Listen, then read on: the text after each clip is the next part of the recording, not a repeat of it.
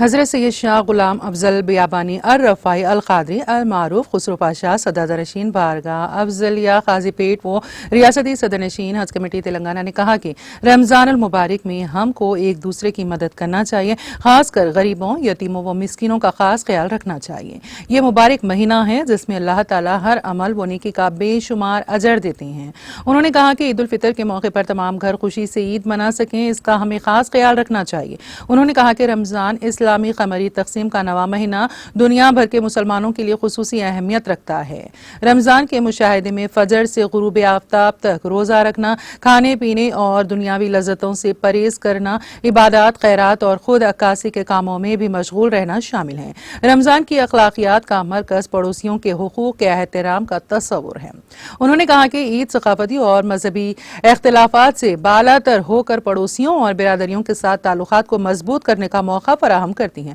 انہوں نے کہا کہ اب رمضان المبارک کے رخصتی کے چند ایام باقی رہ گئے ہیں، اس لیے ہم کو زیادہ سے زیادہ مستحق افراد کی مدد کرنا چاہیے۔ مولانا خسرو پاشا نے کارپوریٹر محمد فرقان کی جانب سے آبنوز فنکشن ہال LB نگر میں منعقدہ دعوت افطار میں باحیثیت مہمان خصوصی مخاطب کیا۔ سینئر کانگریس قائد محمد ایوب کانگریس اقلیتی سیل ورنگل نے پروگرام کے انتظامات میں بڑھ چڑھ کر حصہ لیا۔ مولانا محمد فصیح الدین قاسمی ناظم مدرسہ عربیہ سراج العلوم نے دعا کی۔ اس موقع پر دیگر شخصیتوں نے بھی مخاطب کیا۔ حاضرین کے لیے طعام کا اہتمام کیا گیا۔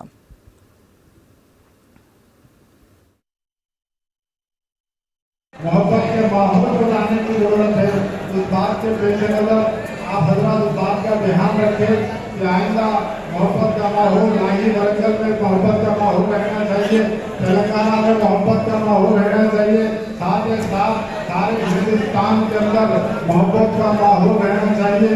تو محبت کے ماحول کے لیے ہمیں بھی ایسی سیاسی قائدین کو چننا ہے جو محبت کو برقرار رکھے، امن کو برقرار رکھے، شانتی کو برقرار رکھے، ہندو مسلمان کے اتحاد کو برقرار رکھے۔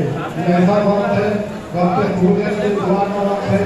اللہ تعالیٰ روزگار کی دعا کو ڈائریکٹ میں اللہ تعالیٰ سنتا ہے، تو خاص طور پر آج فلسطین کے لیے دعا کریں، وہاں کی یتیموں کے لیے دعا کریں، ہندوستان کے اچھے معاشرے کے لیے دعا کریں، یہاں کی سیاسی قائدین کو ہندو مسلمان دو آنکھوں کی طرح دکھتا ویسا دکھتا ہے، اس کے لیے محبت کے ماحول کو لانے کی ضرورت ہے۔ اس بات کے پیش نظر آپ حضرات اس بات کا دھیان رکھیں کہ آئندہ محبت کا ماحول نائی ورنگل میں محبت کا ماحول رہنا چاہیے، تلنگانہ میں محبت کا ماحول رہنا چاہیے، ساتھ ہی ساتھ سارے ہندوستان کے اندر محبت کا ماحول رہنا چاہیے۔ تو محبت کے ماحول کے لیے ہمیں بھی ایسی سیاسی قائدین کو چننا ہے جو محبت کو برقرار رکھے، امن کو برقرار رکھے، شانتی کو برقرار رکھے، ہندو مسلمان کے اتحاد کو برقرار رکھے۔ یہ ایسا وقت ہے، وقت سہولت کی دعا کا وقت